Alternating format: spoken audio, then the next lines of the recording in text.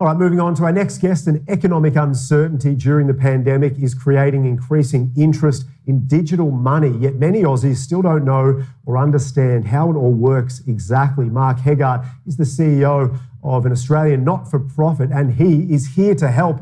Great to have you, Mark, on Ticker. How are you today, mate? I'm well, thank you for having me. Absolutely. Where are you based at the moment? Luckily, the Noosa hinterland. Oh, how lucky are you? Is that permanent or just a holiday? Permanent, yes. Permanent, oh my goodness. Yes, although difficult travelling at the moment in these times. Yeah, absolutely. We're down here in Melbourne, so I'd love to be up there on Noosa. There is no doubt about it. As an ex-Melburnian, I know what it's like. Right. Absolutely. Hey, let's get stuck into this because it is something we talk about on Ticker quite a lot.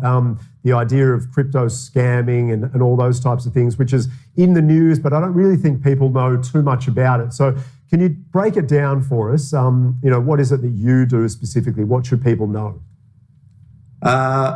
What we do at Myubi is delivering a basic income to the world's poor. Wherever there is a country that has 25% or greater of the population living below $5.50 US a day, we provide a free app and a free cryptocurrency that's only 50 cents a day, delivered straight to their phone for them to trade and use any way they want. Yeah, great. So what sort of problem are you essentially trying to solve? Global poverty. People just not having enough money for basic services, rent, and food and medical. Okay.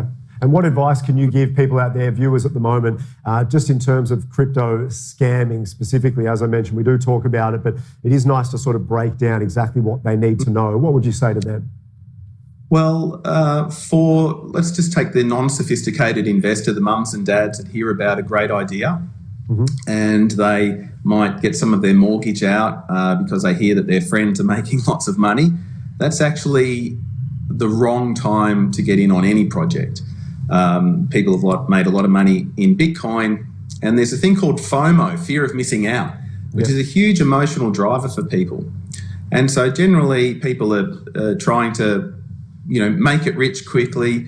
And you do hear the odd lucky story where that's happened, but generally it's like anything. You've got to do your homework and have calm emotions, a calm mind, and play the long game and know what you're getting into and how to get out of it as well.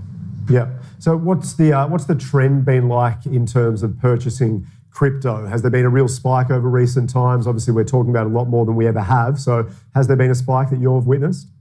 Not for a few years. There's been minor spikes, but it has grown and it's done quite well over the last 24 months. Mostly people, there's a slow surge, I would say, as the market, there's definitely no more hype around it, but it's picking up as a real industry. You can buy Bitcoin at Australian Post Office now. For years you've been able to pay your registration and rates with certain companies that facilitate third-party exchanges for those bills. And in terms of the scamming that we touched on earlier, do you think people have a better education and understanding about how scams work, how they can be scammed, or do we, still have a lot to learn? We still have a lot to learn, yes. There's many ways from a technology standpoint. You can have your account hacked. Generally the main one with ICOs, which is now being regulated and which is a good thing, protecting people. A couple of years ago, everybody with a great idea would try and raise $10 or $50 million in what's called an ICO, initial coin offering. They would mint some coins and sell them on the market, and they'd be going up, and people were spending some real money on these things, and many just became worthless. Yeah, right. And one thing to say is that one out of 100 does very well and is a good investment, but 99% of them turned out to be not so great. Let's talk about the future of what you're doing at Myubi Foundation, and also the idea of scamming as well, and how you're kind of managing those trends, I guess. Yes, yeah. Well, we're getting people are attempting to scam us all the time. Yeah.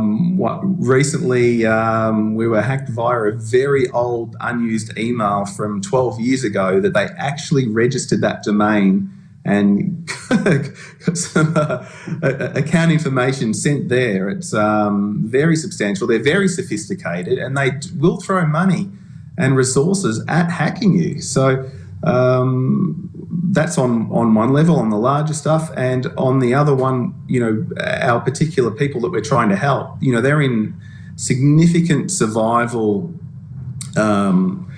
places, and they don't have a lot of money, and so they're trying to scam us with multiple accounts. Now, the area that we operate in is trying to bring some compliance to those who have often no government ID.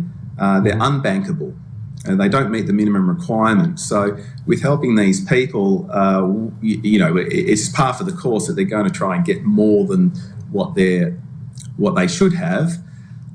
You feel sorry for them, but that's our particular systems that we're spending lots of time and effort on, and to make sure that each person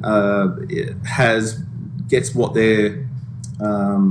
we say we're going to give them, and no more.